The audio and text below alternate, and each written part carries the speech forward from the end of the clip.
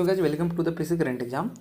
आज है 15 जुलाई और 15 जुलाई 2021 से जितने भी करंट अफेयर के इंपॉर्टेंट क्वेश्चन बनेंगे आज इस वीडियो में हम सारे डिस्कस करेंगे और हर क्वेश्चन से रिलेटेड फैक्ट बताऊंगा और लास्ट में कुछ स्टैटिक जीको का क्वेश्चन भी डिस्कस कराऊंगा। और अगर वीडियो अच्छा लगे तो please like share and subscribe करें और बेल आइकन का घंटी दबा दें ताकि सबसे पहले वीडियो का नोटिफिकेशन आपके पास चला जाए। और अगर वीडियो कैसे लगे प्लीज़ कमेंट में जरूर बताएं। और लास्ट में ऐसे जी स्टैटिक जीको का एक क्वेश्चन भी दूंगा आपको, वो आपको कमेंट में उसका आंसर देना है। चलिए क्वेश्चन नंबर फर्स्ट है कि शेर बहादुर देवबा किस देश के फिर से प्रधानमंत्री बने हैं। तो इसका सही जवाब है ऑप्शन नंबर बी, नेपाल के फिर से प्रधानमंत्री बने हैं। अब नेपाल के बने थे, इसे इंपॉर्टेंट पॉइंट देख लेते हैं। शेर बहादुर देवबा नेपाली कांग्रेस पार्टी के हैं और इन्होंने केपी शर्मा ओली की जगह ली है। अब नेपाल की बात है। नेपाल भारत की पड़ोसी देश है और एशिया महाद्वीप में स्थित है। नेपाल की राजधानी काठमांडू है। नेपाल की करेंसी नेपाली रुपया है। नेपाल के राष्ट्रपति विद्या देवी भंडारी है। नेपाल के प्रधानमंत्री शेर बहादुर देवबा हैं। नेपाल के 5 राज्यों से छूता है भारत के: उत्तराखंड, उत्तर प्रदेश, बिहार, पश्चिम बंगाल और सिक्किम। दुनिया की सबसे ऊंची चोटी माउंट एवरेस्ट है जिसकी ऊंचाई 8,848.86 मीटर है। यह भी नेपाल में स्थित है और इस नेपाल में सागर माथा के नाम से जाना जाता है। नेपाल की सबसे लंबी नदी करनाल नदी है। भारत का कौन सा राज्य नेपाल के साथ सबसे लंबी सीमा बनाती है, तो वह उत्तर प्रदेश है। महात्मा बुद्ध का जन्म लुम्बिनी नेपाल में हुआ था। सार्क का मुख्यालय भी काठमांडू नेपाल है। नेपाल के संसद का नाम राष्ट्रीय पंचायत है। भारत और नेपाल के बीच कौन सा युद्ध अभ्यास होता है, तो सूर्य किरण अभ्यास होता है नेपाल और भारत के बीच में। नेक्स्ट क्वेश्चन नंबर सेकंड की ओर चलते हैं। क्वेश्चन नंबर सेकंड है कि प्रधानमंत्री मातृ वंदना योजना की सफल क्रियान्वयन में कौन से राज्य शीर्ष पर रहा है। तो इसका सही जवाब है option number C, Madhya Pradesh शीर्ष पर रहा है। अब इसे इंपॉर्टेंट पॉइंट देख लेते हैं। प्रधानमंत्री मातृ वंदना योजना का उद्देश्य गर्भवती महिला और स्नातनापन करने के लिए वाली महिलाओं को स्वास्थ्य में सुधार और नकदी प्रोत्साहन के माध्यम से अधीन पोषण के प्रभाव को कम करना और इस योजना का मुख्य उद्देश्य है और मातृ मृत्यु में दर में कमी लाना है। और इस योजना की मध्य प्रदेश पिछले 3 वर्षों से पूरे देश में प्रथम स्थान पर रहे हैं। अब टॉप 3 देश देख, पहला मध्य प्रदेश, दूसरा हिमाचल प्रदेश और तीसरा आंध्र प्रदेश है। नेक्स्ट क्वेश्चन नंबर थर्ड की ओर चलते हैं। क्वेश्चन नंबर थर्ड है कि बैंड बैंक के नए अध्यक्ष कौन बने हैं। इसका सही जवाब है ऑप्शन नंबर सी, पद्म कुमार माधवन बने हैं फिर से बैंड बैंक के। अब इसे इंपॉर्टेंट पॉइंट देख लेते हैं। बैंड बैंक अच्छा होता क्या है। बैंड बैंक एक आर्थिक अवधारणा है जिसके अंतर्गत आर्थिक संकट के समय घाटे में चल रहे बैंकों द्वारा अपनी देयताओं लिबिलिटीज को एक नए बैंक को स्थानांतरित कर दिया जाता है। National asset reconstruction company limited या बैंड बैंक को मुंबई में पंजीकृत किया गया है। प्राइवेट और पब्लिक सेक्टर के कुल 16 बैंक बैंड बैंक बनाने को लेकर सहमत हो गए थे। ये सभी बैंक एक्टिव कैपिटल के तौर पर कुल मिलाकर 6,000 करोड़ रुपये का निवेश करेंगे। अब नरकाल में private sector HDFC bank, ICICI bank, axis bank और IDB बैंक में हिस्सेदारी होंगे। RBI के बाद इस इम्पोर्टेंट देख लेते हैं। भारत में जितने भी बैंक होते हैं उन्हें RBI रेगुलेट करता है, reserve bank of India. Reserve bank of India की स्थापना 1 अप्रैल 1935 को हुआ था। RBI की स्थापना किस अधिनियम प्रावधानों के अनुसार हुआ था, तो 1 अप्रैल 1935 को हुई थी भारतीय रिजर्व बैंक अधिनियम 1934 के तहत। मुख्यालय है मुंबई महाराष्ट्र में। गवर्नर शक्तिकांत दास। वर्तमान में RBI के 4 डिप्टी गवर्नर हैं। पहले थे महेश कुमार जैन, माइकल पात्रा, M राजेश्वर राव और TB शंकर। बैंकों का बैंक किसे कहा जाता है, तो RBI को कहा जाता है। भारतीय रिजर्व बैंक का राष्ट्रीयकरण कब किया गया था, तो 1 जनवरी 1949 को किया गया था। भारतीय रिजर्व बैंक RBI के पहले अंग्रेजी गवर्नर कौन थे, तो सर ओसफ बॉर्न थे। भारतीय रिजर्व बैंक के पहले भारतीय गवर्नर कौन थे, तो CD देशमुख थे। भारतीय रिजर्व बैंक के प्रतीक चिन्ह में किसे चित्रित किया गया है, तो ताड़ का वृक्ष और रॉयल बंगाल टाइगर को चित्रित किया गया है। भारतीय रिजर्व बैंक का गवर्नर नियुक्त कौन करता है, तो प्रधानमंत्री नियुक्त करता है वित्त मंत्री की सलाह पर।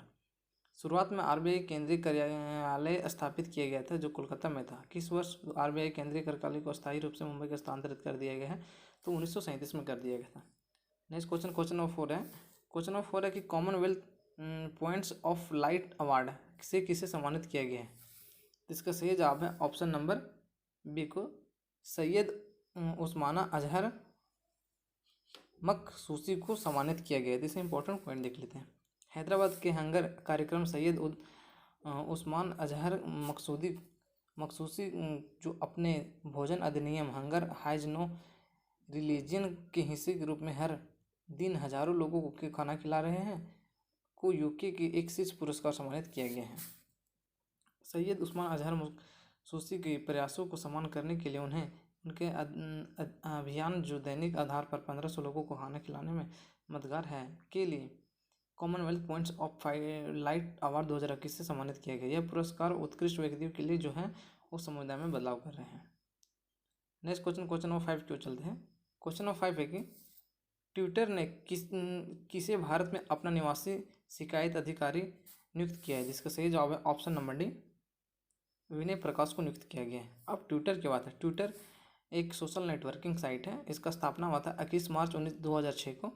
मुख्यालय है कैलिफोर्निया यूएसए में। जो प्रधान संस्थापक है जैक डॉर्सन। नेक्स्ट क्वेश्चन नंबर 6 क्यों चलते हैं। क्वेश्चन नंबर 6 है कि द लाइट ऑफ एशिया पुस्तक लॉन्च हुई है। यह पुस्तक किसने लिखी है। जिसका सही जवाब है option number B, Jairam Ramesh द्वारा लिखा गया है। नेक्स्ट क्वेश्चन नंबर 7 की ओर चलते हैं। क्वेश्चन नंबर 7 है कि विंबलडन टेनिस टूर्नामेंट 2021 में जूनियर पुरुष एकल का खिताब किसने जीता है। जिसका सही जवाब है option number B, Sameer Banerjee द्वारा जीता गया है।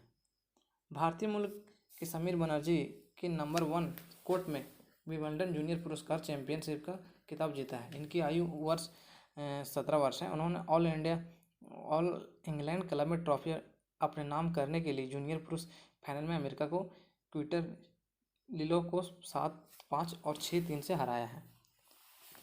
अब विंबलडन टेनिस टूर्नामेंट के बारे में जानते हैं। Wimbledon 4 grand slam tennis tournament है में से एक है जिसमें ऑस्ट्रेलिया ओपन, फ्रेंच ओपन और यूएसए ओपन भी शामिल है। यह टूर्नामेंट 1877 में विंबलडन लंदन में ऑल इंग्लैंड क्लब में आयोजित किया जाता है। नेक्स्ट क्वेश्चन नंबर 8 की ओर चलते हैं। क्वेश्चन नंबर 8 है कि राष्ट्रीय डॉल्फिन अनुसंधान केंद्र कहाँ बनाया जाएगा। तो इसका सही जवाब है option number B, Patna Bihar में बनाया जाएगा।